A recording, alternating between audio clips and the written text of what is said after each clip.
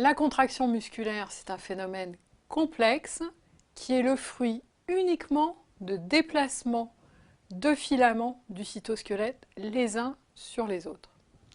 Le muscle est constitué de fibres musculaires. Les fibres musculaires elles-mêmes sont constituées de myofibrilles, assemblées les unes avec les autres dans des cellules musculaires. La cellule musculaire est une cellule géante qui a plusieurs noyaux, qui a une membrane très particulière que l'on appelle le sarcolème et qui contient ces microfibrilles. Chaque microfibrille est formée d'une chaîne, d'une petite unité contractile que l'on appelle le sarcomère. Le sarcomère est formé au centre d'une zone fixe et des deux côtés d'une zone mobile. De part et d'autre de cette zone mobile et allant vers le centre, il y a des filaments d'actine, dont une extrémité est reliée à la périphérie et l'autre extrémité vers le centre est libre.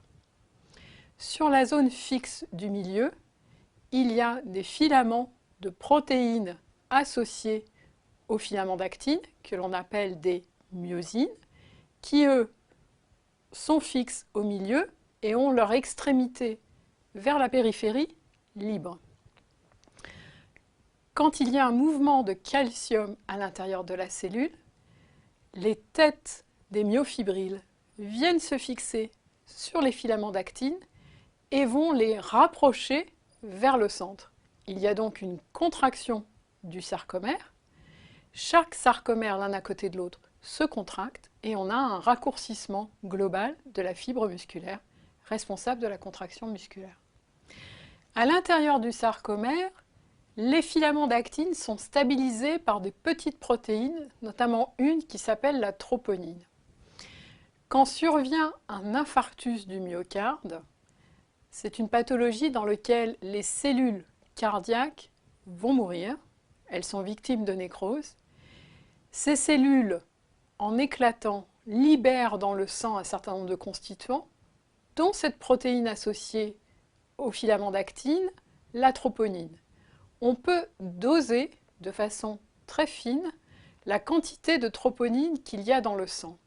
Et on peut ainsi affirmer la présence d'un infarctus si l'on retrouve de la troponine dans le sang. Et en plus, la quantité de troponine dans le sang est globalement corrélée à la gravité de l'infarctus.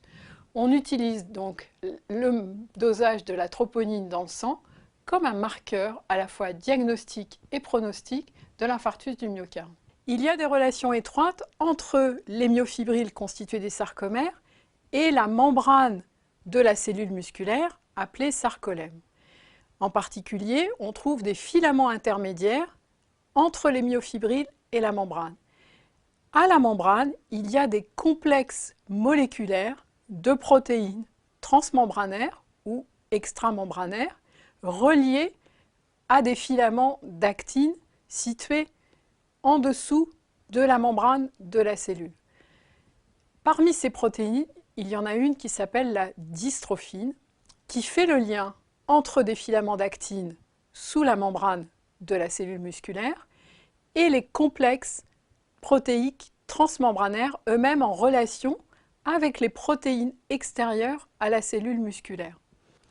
La myopathie de Duchenne est une maladie génétique due à des anomalies du gène qui code pour la dystrophine et qui provoque un dysfonctionnement musculaire avec une disparition progressive des muscles, en particulier des membres inférieurs, des membres supérieurs et les muscles respiratoires. Il y a d'autres myopathies d'origine génétique qui sont liées à des anomalies des gènes qui codent pour les autres partenaires de la dystrophine.